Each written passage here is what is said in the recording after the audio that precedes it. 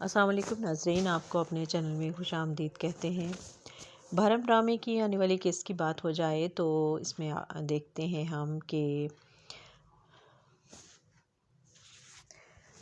अलीज़े आती है नाश्ते की टेबल पर और वो वहाँ पर जब रिमशा को बैठा हुआ देखती है तो वो कहती है कि ओके मैम, थैंक यू, मेरा नाश्ता हो गया। तो बाप इस बात को तैमूर पाशा जो हैं वो इस बात को काफ़ी महसूस करते हैं और वो कहते हैं कि ये लड़की किस किस्म की बातें करती है और इसको ये नहीं पता कि ये किससे बात कर रही है। और रिमशा कहती है अपनी सौतेली माँ से कि अर्जुमंद से कि आप एक बेटी को उसके बाप से जुदा करने की कितनी कीमत देना चाहती हैं। और भरम की किस में हमने देखा कि जैसे रिमशा जो है वो अपनी माँ से मिलने के लिए घर आती है बड़ी गाड़ी में, तो मोहल्ले के लोग भी देखकर बहुत चौंकते हैं और हैरान होते हैं कि ये हमारे मोहल्ले में इतनी बड़ी गाड़ी कैसे आ गई है। और सब पर बहुत रौब डलता है और वो जब रिमशा को देखते हैं तो बहुत उसमें तब्दीली आ गई है, उसका स्टाइल चेंज हो गया है, उसका लिबास कीमती है और इतनी बड़ी गाड़ी में वो आई है, गार्ड्स के साथ आई है। तो सब पे बहुत रौब पड़ता है और वो बड़ी खुश होती है इस बात पे और उसकी फ्रेंड भी मिल जाती है और फिर वो उसको लेकर अंदर आती है और माँ के सामने उस घर की बड़ी तारीफ़ें करती है और कहती है कि उस घर में तो सब कुछ मौजूद है जो हम सोच सकते थे और खाने की ऐसी ऐसी चीज़ें हैं कि जो कभी ज़िंदगी में हमने खाई नहीं होंगी और इतने मुलाजिम हैं कि पाँव ज़मीन पर नहीं रखने देते और ज़रा सी भी आप किसी चीज़ की फ़रमाइश करें फ़ौरन आपकी खिदमत में हाज़िर हो जाती है। माँ जो है वो अंदर से बहुत दुखी होती है और वो कहती है कि तुम्हारा कितनी जल्दी वहाँ दिल लग गया है, अभी चंद दिन तो हुए हैं तुम्हें वहाँ गए हुए। और इसी अस्थना में अर्जुमंद जो है वो उसके पीछे वहाँ आ जाती है और वो आके खूब बातें सुनाती है ये रिमशा की माँ को और कहती है कि मुझे पता है कि ये सब कुछ तुमने किया है और ये तुम्हारी ही चाल है और ये तुम्हारी बेटी है ना, तुमने इसको पाशा की बेटी बनाकर वहाँ भेज दिया है दौलत के लालच में और एक बहुत बड़ी अमाउंट का चेक काट कर उसको दे देती है और कहती है कि ये लो और इस ड्रामे को ख़त्म करो। और फिर उसके जाने के बाद माँ को जब सारी हकीकत पता चलती है तो वो बहुत खौफज़दा हो जाती है और वो कहती है कि ये अर्जुमंद जो है ये शादी कर चुकी है इससे, तो कि तैमूर पाशा से। और बड़ी हैरान होती है वो ये बात सब सुन के, क्योंकि जब मेहरुन्निसा से शादी की थी तो कि तैमूर पाशा ने तो वो अपनी वो रिमशा को बताती है कि तब इससे कोई ताल्लुक़ नहीं था,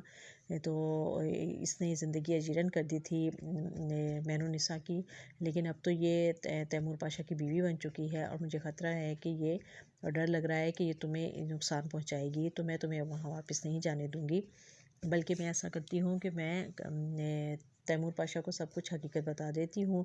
कि तुम नहीं बल्कि सज्जल उसकी बेटी है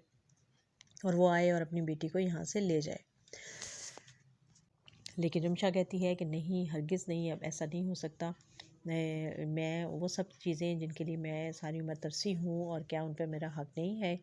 कि मुझे भी आसाइशें मिलें और मुझे वो सब चीज़ें मैं उन आराम आसाइश की एंजॉय करूँ। तो आप ऐसा कभी नहीं करेंगे, आप मुझसे वादा करें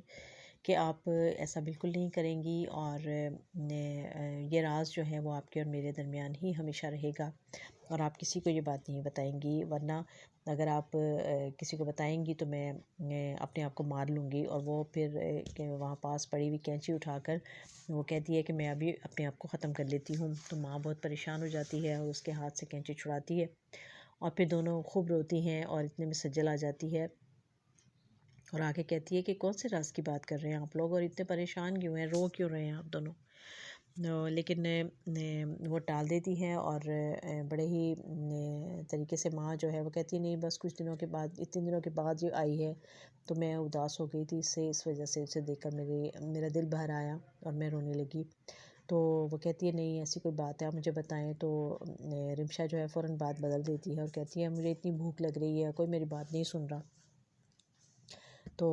सज्जल कहती है अरे ऐसी क्या बात है, मैं अभी तुम्हारा पसंदीदा सैंडविच बना कर लाती हूँ। लेकिन वो वक्त का बहाना बनाकर वहाँ से चली जाती है और माँ को ताकीद कर जाती है कि आप ऐसा कुछ नहीं करेंगी। और